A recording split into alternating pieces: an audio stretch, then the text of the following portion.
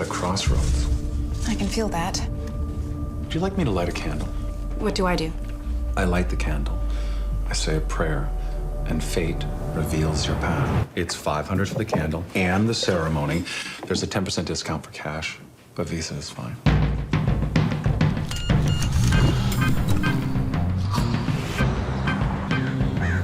Charlie, I need you to produce.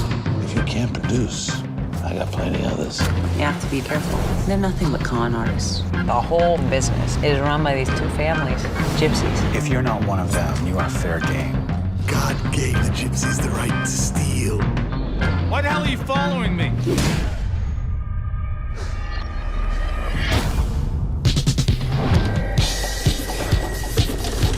With head injuries, there's just no rule book.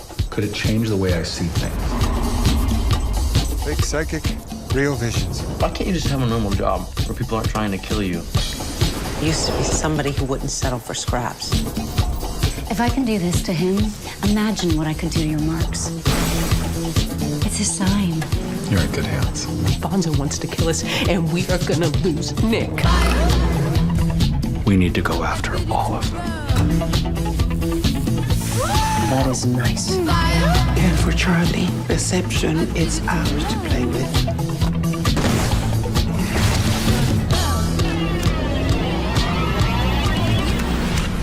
We crossed a serious line. We did. Give it up over one more time. Thanks. I didn't say it into a microphone, but I'll say it now. You look incredible. Thank you I so love your much. outfit. Thanks. Thanks so much for being here. I'm so happy to be here. Honored to be here, actually. We are happy and honored to have you here.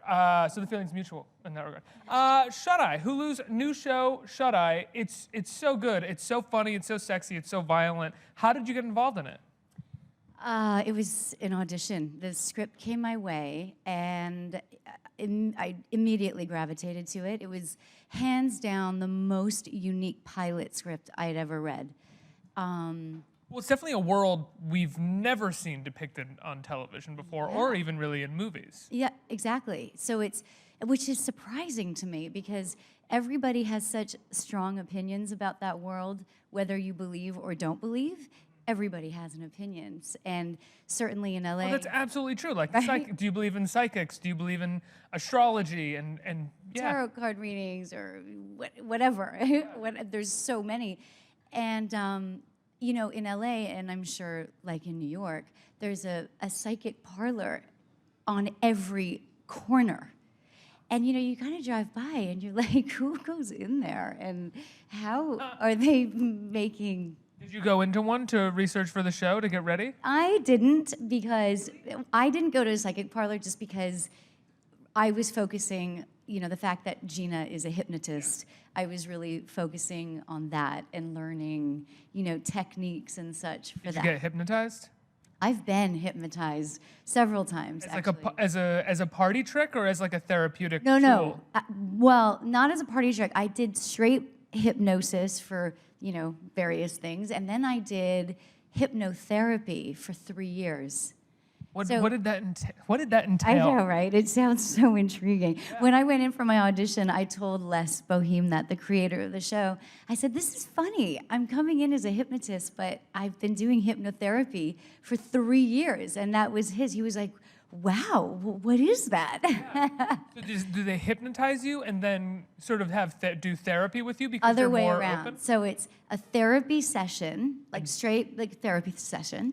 And then the last 20 minutes, you know, she puts you under, and it's, you know, you're aware, but she kind of takes what the session was about, and in the hypnosis puts all these, like, it's just positive affirmations and, you know, good manifestation for sort of what you want to create, or, you know, what your issues were during the session. And she had such an amazing way of articulating it. So essentially you have a session where you talk about what is ailing you, maybe analysis where you talk about things about growing up or something like that, and then the last 20 minutes you're under hypnosis, and she essentially takes all of those things that you told her, turns it against you in hypnosis. This is a perfect example. Say, for example, I was going, you know, and our therapy session was about feeling, incredibly unempowered and, freaked out about something at work or whatever it was. In the hypnosis segment, she would be, she kind of guides you through and then is like basically saying how, good you feel in your body, in your mind, the clarity, how you're gonna attract like-minded individuals for your highest good.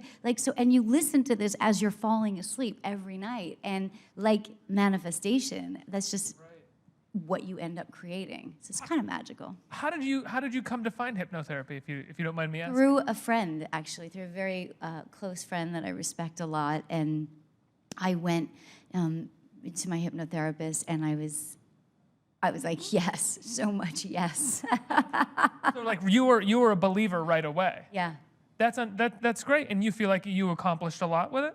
Absolutely. It was a game changer for me in a lot of ways. And now your hypnotist in the show is definitely not a hypnotherapist. No.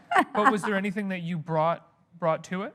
Well, yes. So the way that life imitates art, or art imitates life, I was able to go to my therapist and ask her for some, very specific techniques that I could use during when I put Charlie under.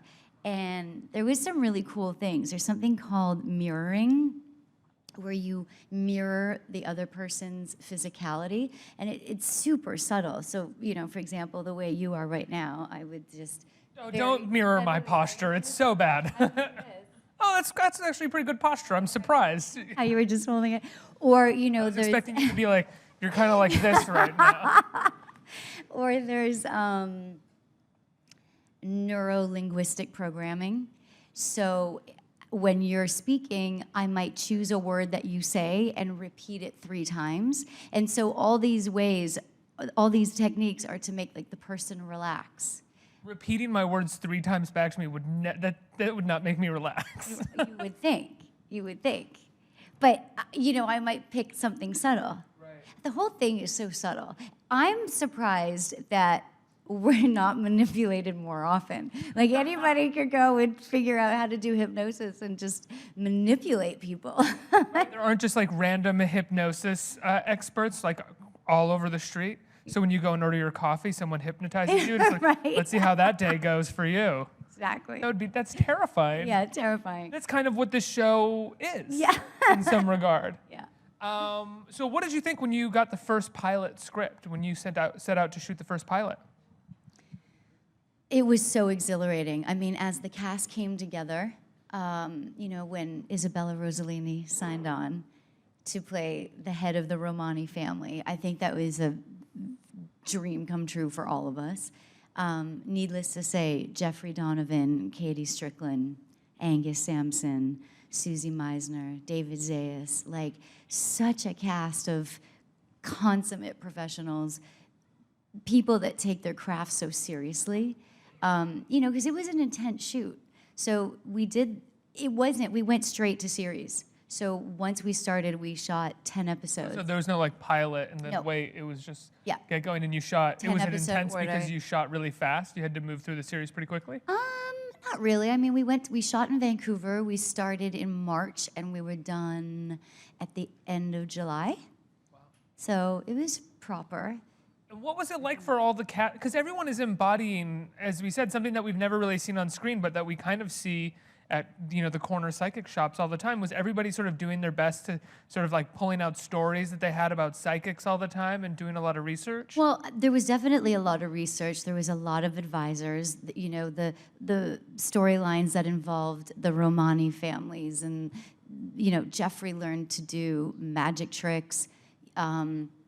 Les gave Katie and Jeffrey and some of the other casts a book to read about cons and all that kind of thing. So everybody sort of had their research going. And certainly over the course of the series, we all shared our stories about and had the conversations of, do you believe, and what was your best psychic story, or whatever. And now I literally just watched the first episode a couple hours ago, and there is a twist at the end of the first episode for your character, something that I didn't see coming. Were you expecting that when you read the pilot? No, No, not at all. It's like reading along, and I was like, oh, okay. There is I'm being coy. There is a sex scene at the end of the first episode. Yes. And it's with your co-star, Katie, right? Correct. What did you think about doing that? Had you ever done that before? Have you ever had a? Not to that extent. No. Honestly, I can't say enough good things about Katie, first of all. You saw the pilot. She's so tremendous. And she's so fearless. And she was so supportive and really such a giver as, for someone I had to do most of my stuff with. So on the day that we had to do the scene, it was actually really comfortable. I think there's a bit of a misconception. I think we watch it and we go, ooh, risque. But in truth, for me, to do a love scene with another woman was far more comfortable than with a man. Just because with a man, it's so loaded. It's loaded. It's like, oh my God, what if there's feelings? What if, he or she gets turned on? Or what if he looks at me a weird way that makes me feel like he's turned on? Yeah, and weird, and it's so loaded, and you're on set, and it can be so uncomfortable. Whereas with a woman, it was just safe, and it was sensual, and just lovely, and then we went home.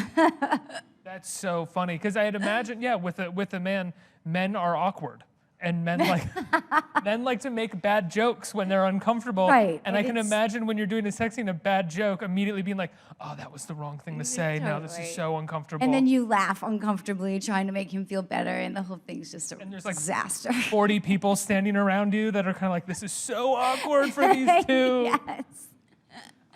Your character is, as we said, a hypnotist. Is she also a gypsy as well?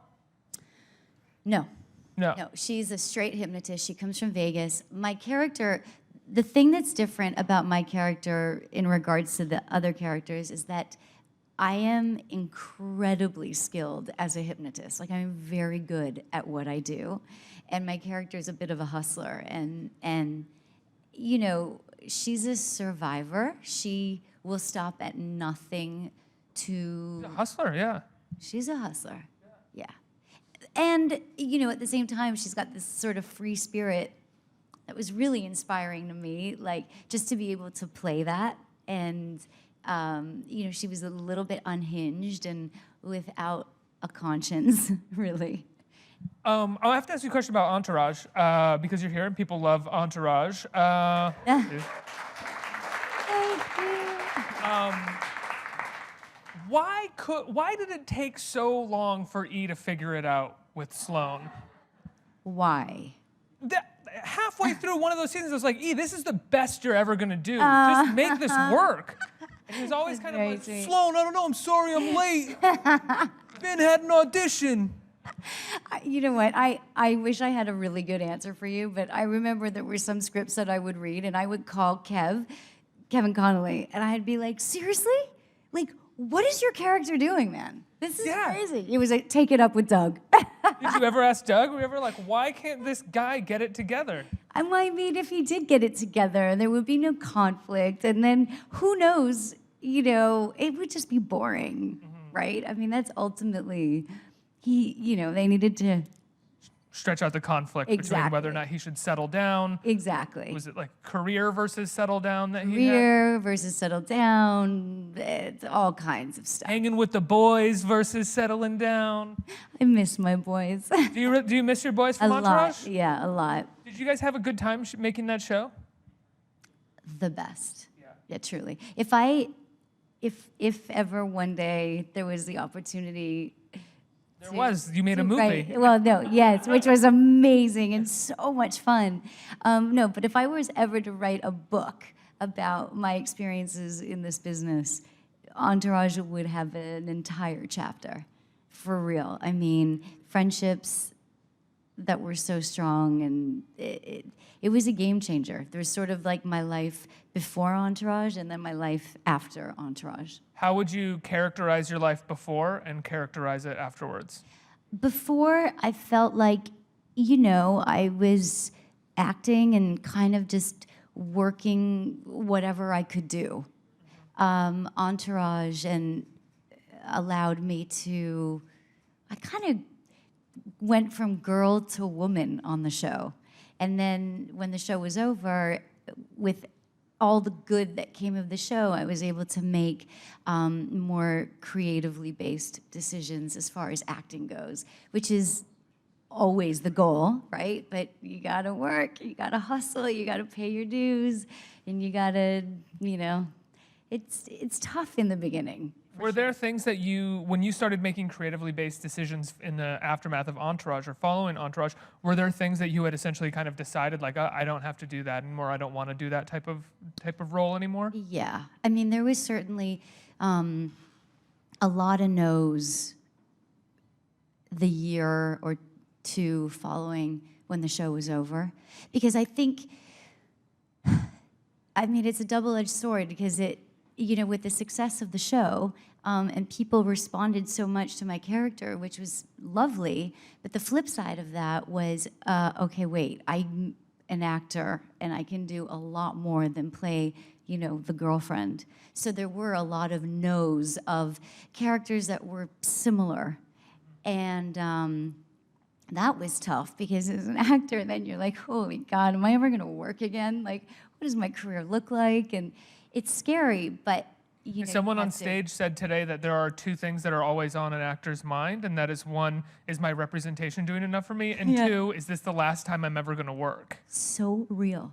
So like when you have a certain amount of success and your representation is telling you that you can start saying no, I'd imagine that those two feelings are sort of like magnified in a way that you've never felt before. Absolutely. Like the best and worst of times. The best and worst of times, yeah. Was there, I mean, outside of I guess it was the girlfriend that was really the role that you kind of started to say no to, right? Yeah, the girlfriend and the, you know, the just all being, just where there wasn't much substance to it, you know? And I mean, the truth is, I'm still only now beginning to enjoy making those creative choices. You know, this role in Shut Eye for me was awesome. It's such an amazing character to play. It's very different from anything that we've seen you play before. Yeah, yeah, which is so exciting, and I just want to continue to do that. And ultimately, I want to be able to surprise people and surprise myself, and you know, do things that scare me, do things that thrill me, do things that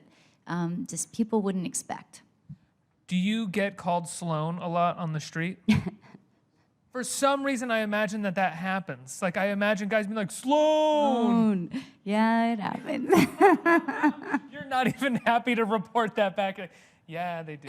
Yeah, it happens, it happens. But you know what? This is actually very funny. I have this thing, it's funny. If I, for example, am flying somewhere, and I'm just in my sweats, and I have no makeup on and like hair in a ponytail, I go virtually unnoticed. The moment I'm like a little bit cute, a little bit of makeup, maybe I did my hair that day, then it's like, Sloan. I guess because she was such a glamour puss, so. I like the idea of someone whispering, Sloan, Sloan, Sloan, like they have something to tell you. Yo, is that Sloan? Let's open it up to the audience for some questions. Who has questions out there? Hi, how are you? Hi, how are you? Good. I was wondering, what are kind of the differences between working on Hulu and HBO? Surprisingly, there wasn't a very big difference. I think because, you know, at the time, HBO was just, you know, well, certainly still, just pushing the envelope and just doing really creatively inspired things. And Hulu also, you know, now that they're producing their own shows and everything else, is so just creating cool content. And they really left us alone in a lot of ways.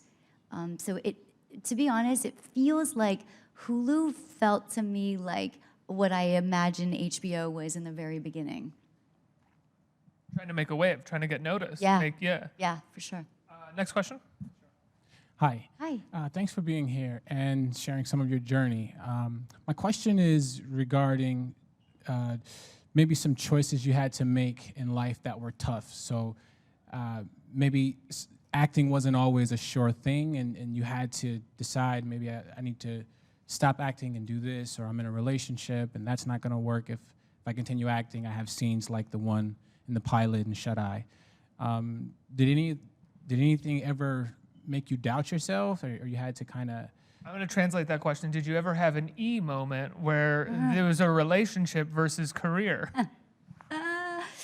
It was never about a relationship. I mean, I would say that I've had to sacrifice a lot, especially in the beginning of my career.